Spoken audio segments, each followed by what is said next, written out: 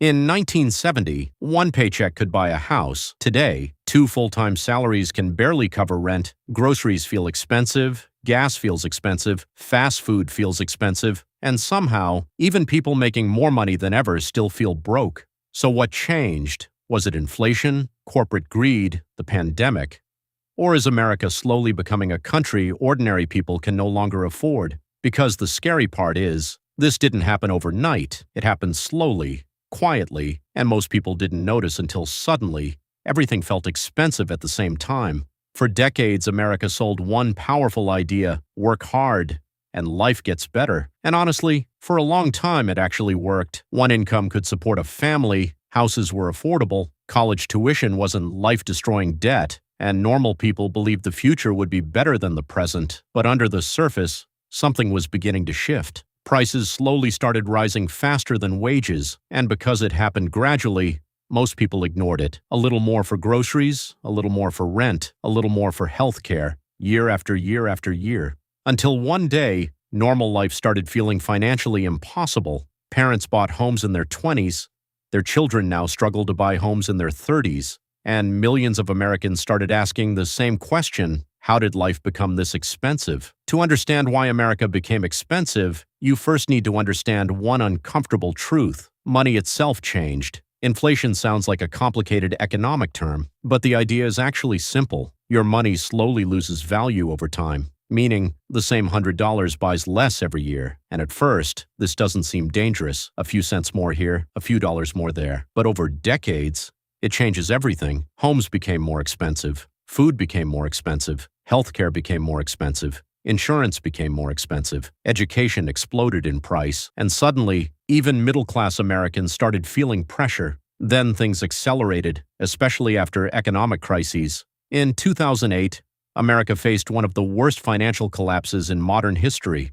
Banks were failing. Businesses were collapsing. People were losing homes. So the government stepped in. Massive amounts of money entered the economy, interest rates dropped, borrowing became easier. At first, it seemed like the system survived, but there was a hidden cost. Then in 2020, it happened again.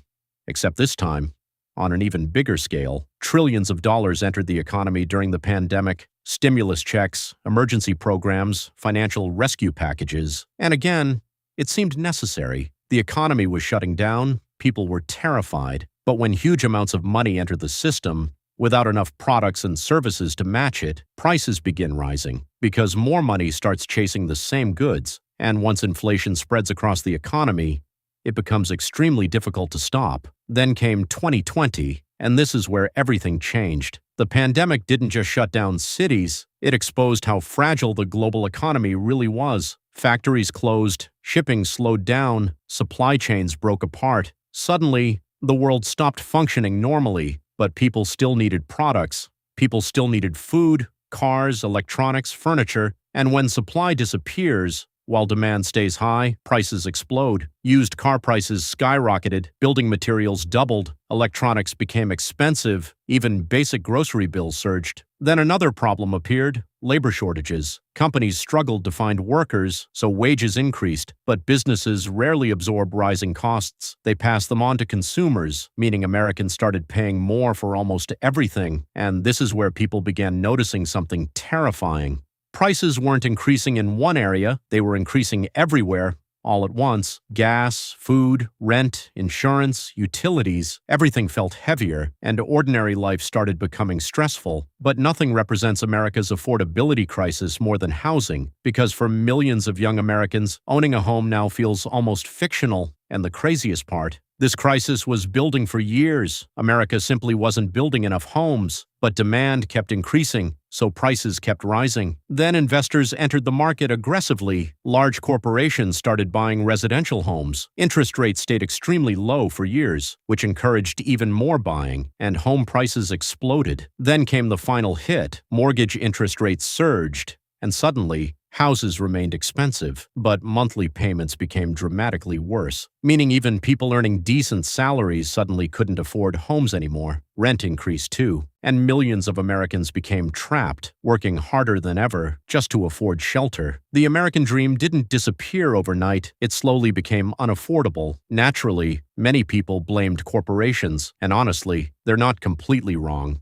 During inflation, many companies raised prices far beyond their actual costs. Some corporations reported record profits, while ordinary people struggled to afford groceries, and this led many Americans to believe something disturbing: that inflation became an opportunity, an excuse to normalize higher prices, because once customers psychologically accept expensive prices, those prices rarely come back down. But even corporate greed isn't the full story, because underneath everything, America's economy depends on constant growth, more spending, more borrowing, more consumption. The system needs money constantly moving, and when growth slows down, the cracks begin appearing everywhere. Here's the strange contradiction of modern America. People today have more technology than any generation before them: better phones, better entertainment, faster delivery, smarter cars, more convenience. But financially, many people feel worse than their parents did. Why? Because survival itself became expensive. Housing, healthcare, education, insurance, childcare, food, everything increased faster than wages, and even decent salaries started feeling small. Then social media made the pressure even worse. Every day people see luxury lifestyles online, expensive vacations, perfect apartments, designer clothes, but behind the scenes, many of those same people are drowning in debt, and slowly,